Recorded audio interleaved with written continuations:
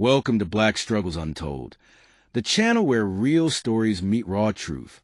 Here, we shine a light on the battles we fought, the voices they tried to silence, and the victories they never saw coming. These aren't just stories. They're testaments of strength, dignity, and the power of rising when the world expects you to fall. Before we dive in, make sure to subscribe to our channel. Tap the like button and tell us in the comments where you're watching from. Your support helps us keep bringing you interesting stories that deserves to be heard. Now, let's get into today's story. Principal laughed at black students' ambition. Then he bought the school. The morning bell pierced the halls of Fairview High like a warning shot, signaling another day in a school that didn't see everyone equally. Students flooded the corridors, cracking jokes, slamming lockers, rushing to beat the tardy bell. But walking quietly through the noise was 16-year-old Andre Bennett. Books clutched to his chest, glasses slipping down his nose, shirt ironed with the care only a dreamer could manage. Andre wasn't popular. He wasn't loud, but he was focused. While others scrolled through social media or argued over cafeteria seats, Andre buried himself in books, biographies, educational theories, anything he could find about starting a school, not just attending one, building one. "I'm going to open a school one day," he said with unwavering certainty to his history teacher. "A school where kids like me don't get overlooked." Word spread fast. Whispers turned into giggles. Giggles into laughter. Classmates mocked him. "Boy thinks he's going to be a principal," they'd shout. But the worst cut came from someone who should have known better. Principal Halverson, a stern, aging white man with a taste for numbers, not nuance, called Andre into his office. "A school, huh?" He chuckled, leaning back in his oversized chair. "You can barely pass algebra. And you think you're going to run an institution?" Andre swallowed his pride. "I'm working on my grades." Halverson smirked. "You're not leadership material. Son, let's be realistic. Aim lower. Maybe custodial work. It's honest. Stable." Andre didn't argue. He nodded, stood up, and walked out of that office with tears welling up in his eyes. But inside, something had shifted. The shame he felt, it didn't crush him. It lit a fire. From that moment forward, Andre moved different. The library became his safe haven. While others went to parties, he went to seminars online. While they laughed, he outlined curriculum plans, drafted mission statements. He even wrote a funding proposal at 17. Graduation came and went. No special mention. No scholarships. He walked the stage quietly, diploma in hand, dreams unshaken. "They don't see me," he muttered. "But one day they'll have to."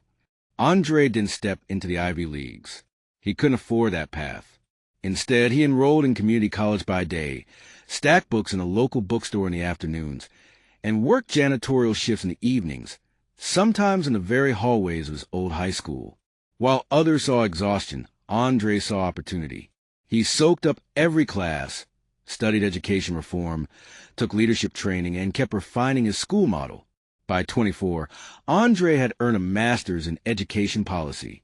No one handed it to him. No one clapped. But it was his. And more importantly, he was ready. For the next 6 years, Andre traveled across the country. He worked with broken schools, struggling kids, and grassroots organizers fighting for change. People started noticing. He didn't need the spotlight. He just wanted impact. And slowly, his name began to circulate. The quiet black kid from Fairview, he had become something different. A strategist, a visionary. At 30, Andre returned home, not as a visitor, but with a plan. He filed for nonprofit status, rallied community leaders, presented his charter school proposal to the state board. The first few meetings were filled with smirks. One official even said, "You want to build a school in that district?" But Andre wasn't the boy they remembered. He stood tall, articulate, unshaken. He laid out the numbers, the model, the mission, and eventually he got the green light. Raising the money took a year. Building a school took 2. And in year 3, Legacy Academy opened its doors. The crowd that gathered for the ribbon cutting couldn't believe it. A sleek, modern facility stood where abandoned buildings once loomed. Legacy Academy. The bold letters read across the glass front. Andre stood at the center, giant scissors in hand, surrounded by students, parents, and old mentors. He spotted someone in the crowd, his former school librarian. She had tears streaming down her face. "You did it," she whispered. "No," Andre said, smiling. "We did it." But the story wasn't over. Just a mile away, Fairview High, the school that once laughed at him, was falling apart. Enrollment had dropped. Test scores plummeted. The district couldn't afford to keep it open. They were ready to sell.